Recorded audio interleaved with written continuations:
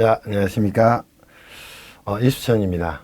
뭐, 저를 알고 계신 분들은 알고 계시겠지만, 법학 박사입니다. 공인회계사고요. 건국대학교 대학원에서 겸임교수로 가끔씩 세법을 가르치고 있습니다. 이번에 이제 저희가 3일 인포마인에서 외부 강의를 통해서 개정세법 특강을 하기로 돼 있었는데, 국가 전체적으로 이제 코로나 사태가 오면서 그 외부 강의를 실강을 못하고 이렇게 이제 온라인 강의로 대신하게 됐습니다. 양해를 좀 부탁드리고 지금부터 이제 개정세법에 대해서 전체적인 내용을 좀 설명을 좀 드리겠습니다. 저희 이제 우스갯소리를 좀 하자면 3일 인포마인에 저희 대리께서 개정세법 자료를 500페이지가 넘는 자료를 만들어 주셨어요. 일단은 노고에 감사드리고 또 하나는 저보고 어떻게 수업을 하라 그랬는지 가슴이 좀 답답합니다. 그래도 최선을 다해서 한번 전체 이제 11개의 개정된 세목 또는 세법별로 간단하게 좀 설명을 좀 드리겠습니다. 먼저 전체적으로 세법 개정 내용은 방대합니다. 근데 과세 당국에 이제 드리고 싶은 말씀 중에 하나고요. 세법을 이렇게 이제 많이 매년 바꾸는 게 관행처럼 돼 있는데 법이 추구하는 이상은 항상 법적 안정성과 예측 가능성입니다. 세법을 개정을 할 때도 좀 장기적인 안목에서 세법을 설계를 하시고 또 정부안을 만들 때도 과연 이거를 개정을 해야 되냐에 대한 고민을 충분히 하셨겠지만 조금 더 하시면서 하시면 좋겠다 이런 생각이 들어요. 세법 개정 세법 내용 때문에 세법의 본류 또는 본질을 제대로 모르고 넘어가는 경우들이 굉장히 많아서 그런 부분은 좀 안타깝다 이렇게 생각을 합니다. 지금부터 이제 11개의 저희가 이제 토픽으로 나눠져 있는데요. 11개의 전체적인 내용 간단하게 말씀을 좀 드리고 개정세법 수업을 좀 하겠습니다. 첫 번째는 이제 저희가 국세기본법 수업을 해나갈 겁니다. 개정사항이 이제 꽤나 있습니다. 여기도 디테일한 부분은 저희가 전체적인 설명을 하지 않고 또 필요하다고 생각하면 조금 자세한 설명을 좀 하겠습니다. 첫 번째가 이제 국세기본법 개정사항을 간단하게 설명을 드릴 거고요. 두 번째는 이제 국세징수법에 대해서 특이한 제도죠. 고액상습 체납자의 감치제도가 이제 신설이 됐습니다. 이 감치제도가 신설이 되면서 세법의 조세범들에 대해서 직접적으로 조세범 처벌법에 따른 형사처벌을 하지 않고도 30일 이내 기간 동안 구금을 할 수 있는 여지가 생겼습니다. 근데 이는 헌법상 신체 자유를 침해할 소지가 있어요. 그래서 검사의 신청에서 법관이 발부한 영장에 의해야 된다. 이 부분들이 이제 국회에 통과 과정에서 신설이 됐다. 그렇게 좀 설명을 좀 드리겠습니다. 그리고 세 번째는 국제조세 조용하는 법률에 대한 부분을 간단하게 말씀을 좀 드리겠습니다. 그리고 네 번째 개정사항은 저희가 이제 법인세법 간단하게 좀 볼 거고요. 그 다음에 소득세법에서 쭉 이렇게 해서 마지막에 이제 지방세법 개정사항까지 설명을 좀 드리도록 하겠습니다. 지금부터 이제 국세기본법 개정사항으로 가서 설명을 좀 드리겠습니다. 첫 번째 이제 공시송사 내역권을 좀 합리화시켰습니다. 과거에 이제 공시송사 내역권의 4번이죠. 세무공무원이 2회 이상 납세자를 방문해서 서류를 거부하려고 했으나 수친이 부재 중이다. 이제 여기서 문제였던 게 2회 이상입니다. 오전에 가고 오후에 가도 2회 이상 요건은 충족되게 돼요. 이는 납세자 입장에서 과한 공권력 행사로 인해서 권리 침해 문제가 좀 생길 수 있었을 거예요. 그래서 이제는 방문 기간의 텀이 3일 이상 지도록 이렇게 정리를 좀 했다. 이 부분 좀 체크를 좀 해 놓으시면 될 것 같아요. 만약에 그러면 세무공무원이 오늘 공시송달을 하기 위한 요건으로 방문했어요. 그리고 나서 오후에 또는 내일 방문을 했다는 겁니다. 그때는 공시송달의 요건이 충족되지 않은 겁니다. 그러면 서류송달의 효력이 발생하지 않게 된다. 이렇게 정리를 좀 해놓으시면 될 것 같습니다. 그리고 이제 납세의 성립 시기에서 올해 이제 개정된 부분 중에 국세기본법에서 가장 큰 부분은 가산세 부분일 겁니다. 과거에 이제 국세징수법에 존재하던 가산금 제도가 삭제가 됐죠. 즉 폐지가 되면서 국세기본법이 납부지연 가산세로 통합돼서 움직여지게 됐습니다. 그때 이제 가산세 납세무의 성립시가 과연 국세 납세무가 성립하는 때 모두 성립하는가? 이거는 아니라는 겁니다. 그래서 무신고 가산세와 또 과소신고 또는 초과환급 신고 가산세 또 납부지연 가산세 또 원천징수 납부 등 불성실 가산세에 대해서는 납세무의 성립 시기에 대한 부분을 별도로 규정을 하게 됐습니다. 그래서 이 규정이 신설이 돼서요. 무신고 가산세 등의 경우에는 법정 신고 기한이 경과한 때 또 납부지연 가산세의 경우에는 하루당 이제 납부지연 가산세가 붙죠. 그래서 납부기한 경과후 매 1일마다 그날이 경과하는 때가 되고요. 원천징수 납부 등 불성실 가산세는 원천 징수에 대한 법정 납부기한이 경과한 때가 된다. 이렇게 정리를 좀 해놓으시면 될 것 같습니다. 그리고 세 번째 이제 개정 내용은 명의신탁계산에 대한 증여의제에 대한 부가 제척기간의 조정에 대한 내용이 존재합니다.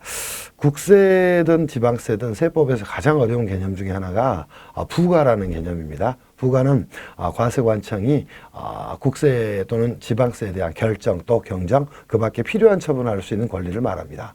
법적으로는 그 성격이 형성권이 되겠죠.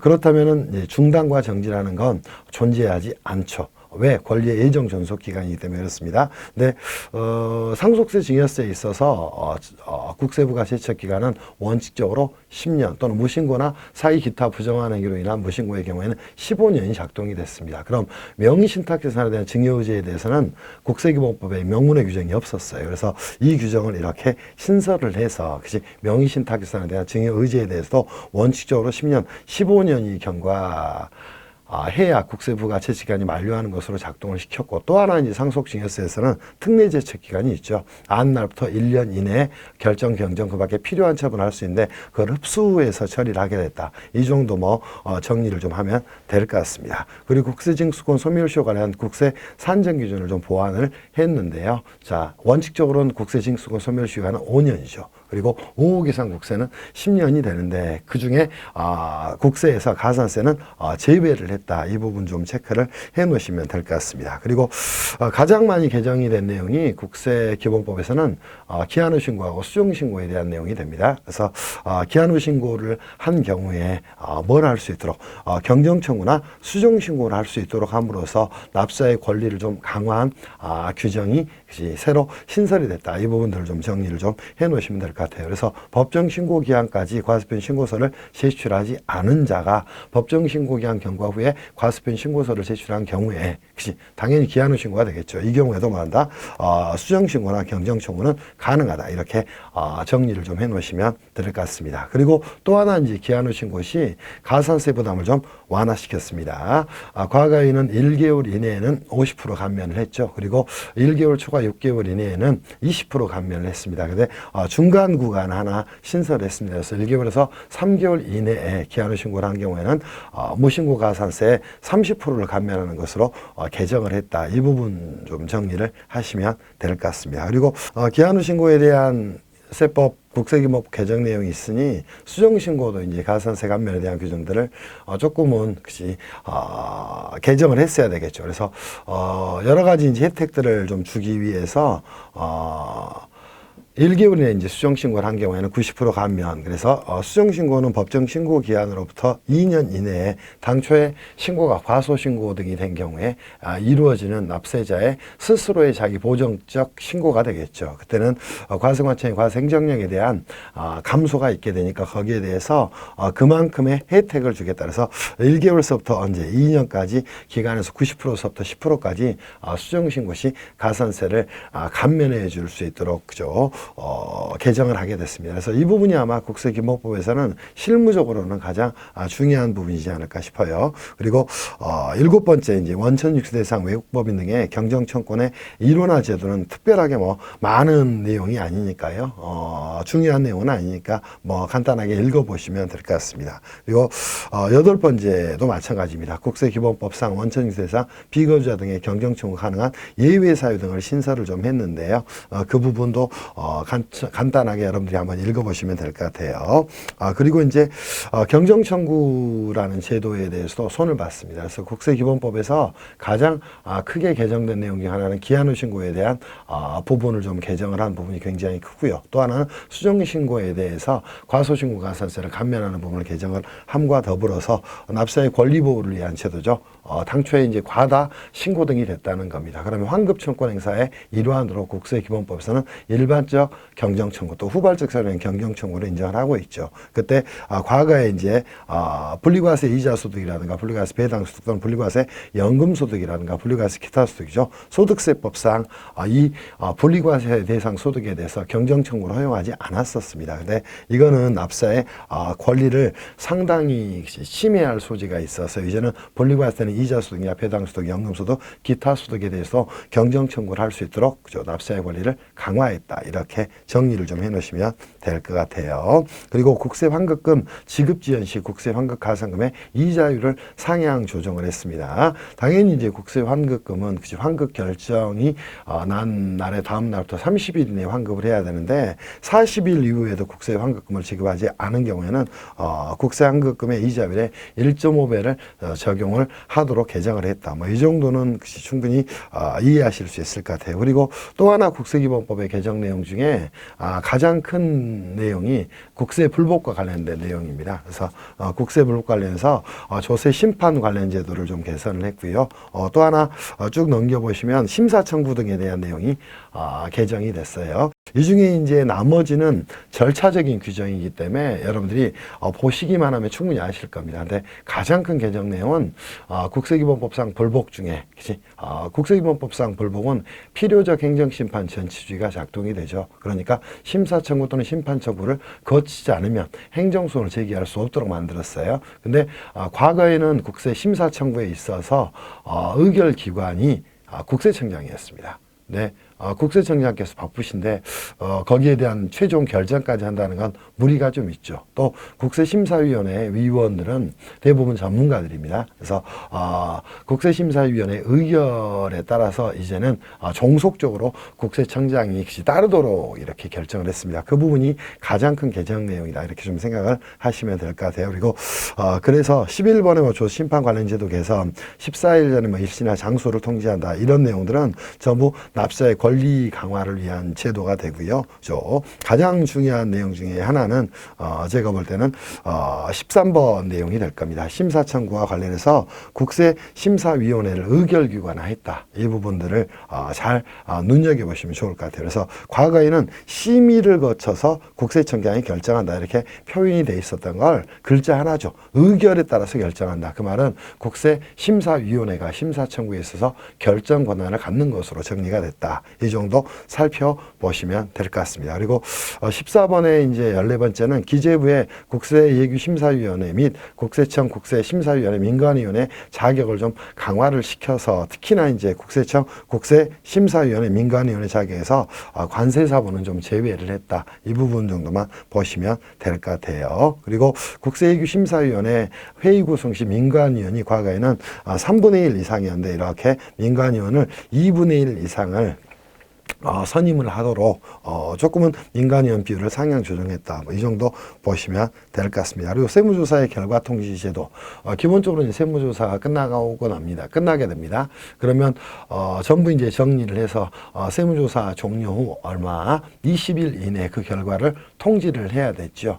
그때 이제 소득금액 변동 통지서도 발송을 하게 될 겁니다. 그때 그 내용 중에서 이제 신설된 내용들이 있지만 이건 아주 디테일한 부분이니까 여러분들이 한번 읽어보시는 것으로 충분하지 않을까 싶어요. 그리고 17번 과세정보 외부 제공에 따른 안전성 확보를 강화하기 위한 조치들 국세기본법 81조의 13에서 규정을 하게 됐습니다. 물론 과거에도 존재하던 규정이죠.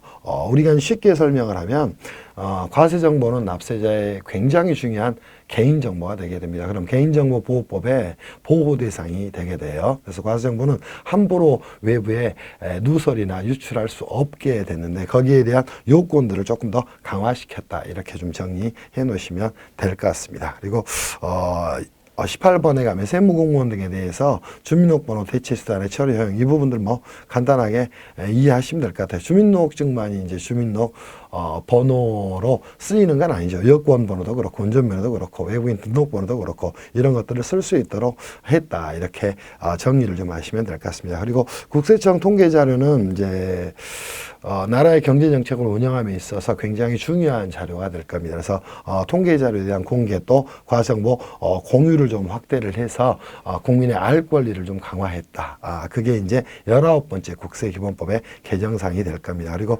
20번도 뭐 거의 비슷한 내용이니까 연구기관 등에도 국세 통계 분석을 위한 기초 자료를 제공할 수 있도록 규정을 신설했습니다. 이런 규정들이 쭉 생겨난 건 어떤 이유 때문이다?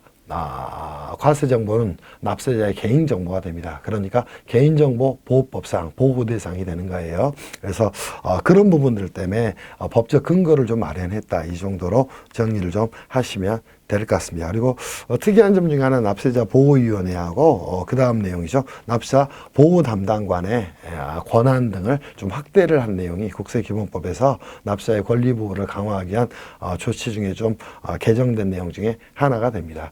현대 이제 조세법의 트렌드죠. 납세자의 권리 보호 강화. 그 부분이 입법이 돼서 조금 더 보완이 됐다. 이렇게 좀 정리를 하시면 될 것 같습니다. 이렇게 해서 전체적으로 국세징수법 개정사항에 대한 정리를 했는데 정리를 먼저 이제 여러분들이 전체 내용을 간략하게 제가 마지막 요하게 되면 가장 중요한 내용이 기한 후 신고를 한 자에 대한 수정신고와 경정청구가 확대됐다. 또 기한 후 신고, 또 수정 신고 시 가산세 감면에 대한 허용 범위가 조금 확대돼서 납세의 부담이 좀 완화됐다. 세 번째 이제 분리과세 소득세법상 분리과세 대상 소득인 이자 소득이나 배당 소득 등에서 경정 청구를 허용하게 됐다.